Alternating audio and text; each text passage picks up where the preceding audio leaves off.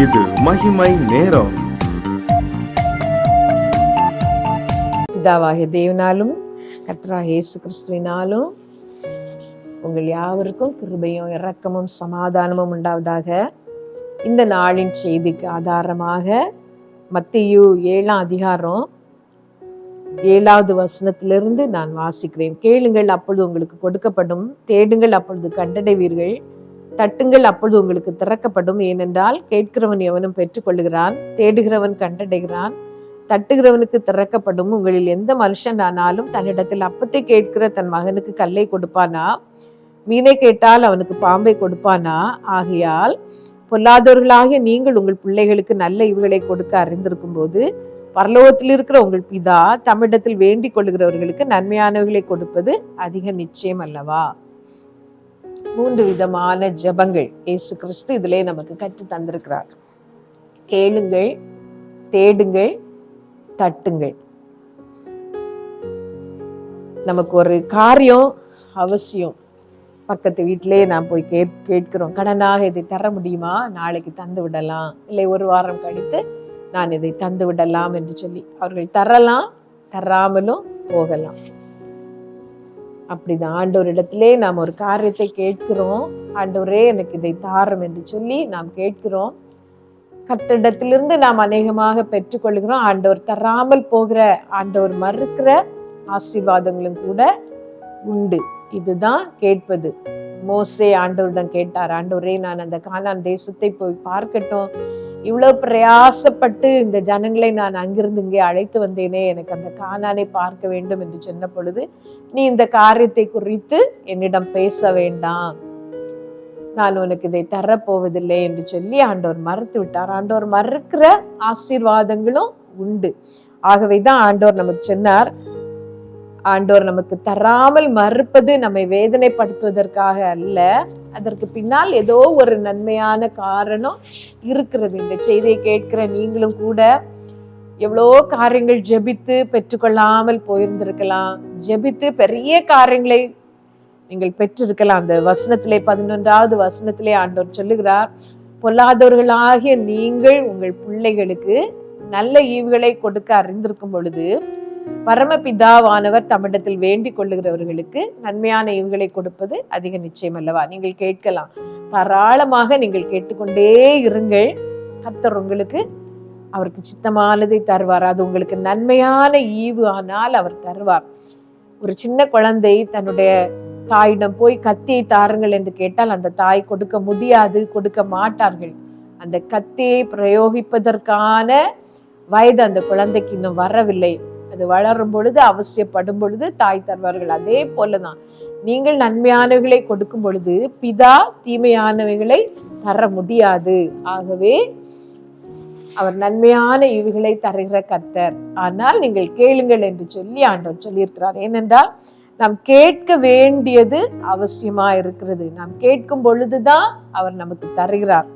நாம் கேட்காமல் விடும் பொழுது அவர் நமக்கு தேவையான காரியங்களை தருகிறார். நாம் கேட்காமல், நாம் விரும்பாமல் இருக்கிற காரியத்தை அவர் நமக்கு தருவதில்லை. வேதத்திலே எலியா தீர்க்கதரிசி ஒரு ஸ்திரீயிடம் போய் உனக்கு என்ன வேண்டும் என்று கேட்டார். அவள் சொன்னார், என் ஜனத்தின் நடுவிலே நான் சுகமாய் குடியிருக்கிறேன் என்று சொல்லி.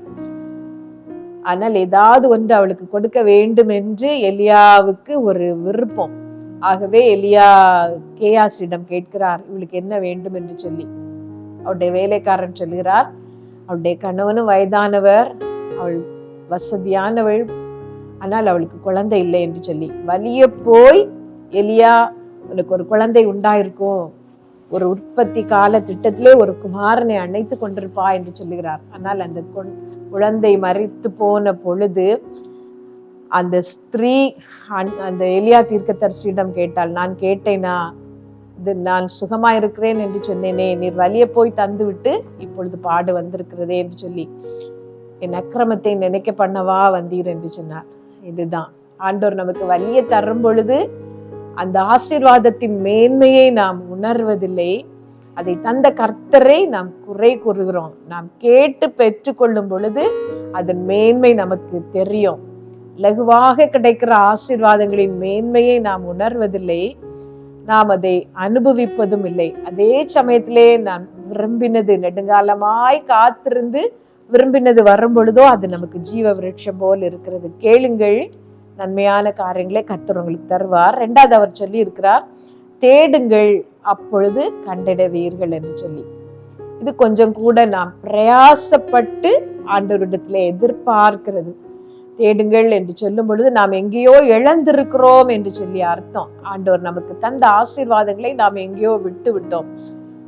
வருகிற வழியிலே, நம்முடைய வாழ்க்கையின் போக்கிலே கர்த்தர் நமக்கு அனுபவிக்க தந்த சில நன்மைகளை நாம் இழந்திருக்கலாம். கர்த்தர் சொல்லுகிறார், இப்போது அது ஐயோ அது இல்லையே, அந்த ஆசீர்வாதம் இருந்தால் நன்றாக இருக்குமே என்று நினைக்கிறோம். கர்த்தர் நமக்கு சொல்லுகிறார், நீங்கள் பிரயாசப்பட்டு அதை தேடுங்கள் என்று சொல்லி. உங்களுக்கு வேண்டும் என்று தோணினால் அதை நீங்கள் பிரயாசப்பட்டு இன்னும் ஆண்டவருடன் ஜெபிங்கள், இன்னும் அவரிடம் நீங்கள் கேளுங்கள். ஆண்டவரே, நாங்கள் விட்டு விட்டோம் எங்கள் நன்மைகளை, எங்களுக்கு நீ தந்த ஆசீர்வாதங்களை நாங்கள் இழந்து விட்டோம், இப்போது எங்களை மன்னித்து ஒரு விசை கூட அந்த ஆசீர்வாதத்தை தாரும் என்று தாழ்த்தி கேளுங்கள். கர்த்தர் உங்களுக்கு தருவார். சிம்சோனுக்கு கர்த்தர் கொடுத்திருந்த அந்த வரம் சிம்சோனுக்கு பெரிதாய் தெரியவில்லை. அந்த நசரேய வரத்தை அவர் அற்பமாய் நினைத்தார். ஆனால் சத்துருக்களின் கையிலே மாட்டின பொழுதுதான் அவருக்கு தெரிந்தது அது எவ்வளவு வல்லமையான ஒரு வரம் கர்த்தர் எனக்கு தந்திருந்தது, அதை லகுவாய் நினைத்து அதை இழந்து விட்டேனே என்று சொல்லி கர்த்தரிடம் கேட்ட பொழுது ஆண்டவர் திரும்பவும் அந்த வரத்தை கொடுத்தார், அந்த ஆசீர்வாதத்தை கொடுத்தார். நீங்களும் கூட கொஞ்சம் கூட பிரயாசப்பட்டு தேடுங்கள், கர்த்தர் தருவார். 3வதாக தட்டுங்கள். எங்கேயோ ஒளித்து வைக்கப்பட்டிருக்கிறது உங்களுடைய நன்மைகள்.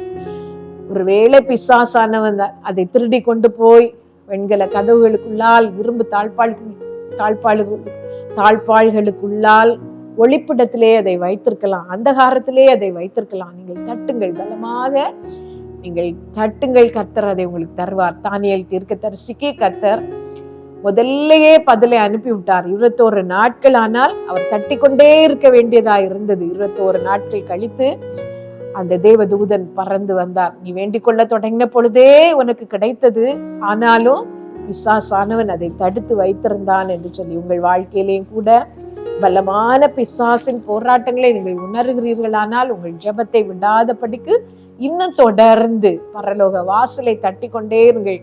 எந்த தடையையும் நீக்கி, எந்த பிசாசையும் அழித்து உங்களுக்கு அந்த நன்மையை தர கர்த்தர் வல்லவராய் இருக்கிறார். எங்கள் நல்ல தகப்பனே, கேளுங்கள் உங்களுக்கு கொடுக்கப்படும் என்று சொன்னீர், தேடுங்கள் கண்டடைவீர்கள் என்று சொன்னீர், தட்டுங்கள் திறக்கப்படும் என்று சொன்னீர். இயேசப்பா, எங்க வாழ்க்கையின் தேவைகளுக்காக நாங்க ஜெபிக்கிறோம், எங்களை ஆசீர்வதியும் அப்பா.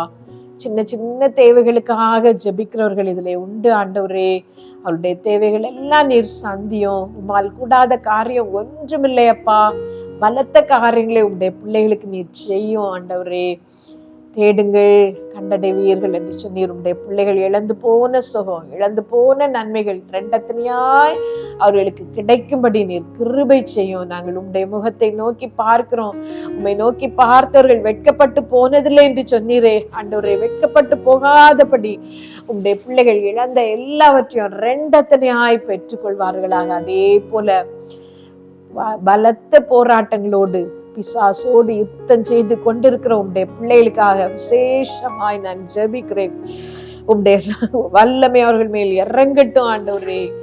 உம்முடைய அபிஷேகம் அவர்கள் மேல் இறங்கட்டும் அப்பா. இந்த பலத்த போராட்டத்தை எப்படி மேற்கொள்ள என்று சொல்லி அவர்களுக்கு கற்றுத்தாரும். எல்லாவற்றினாலும் உம்முடைய நாமம் மகிமைப்படட்டும். சகல துதியும் கனமும் மகிமையும் உமக்கு உண்டாவதாக. இயேசு நாமத்துல கேட்கிறோம் ஜீவனுள்ள எங்கள் நல்ல பிதாவே, ஆமென்.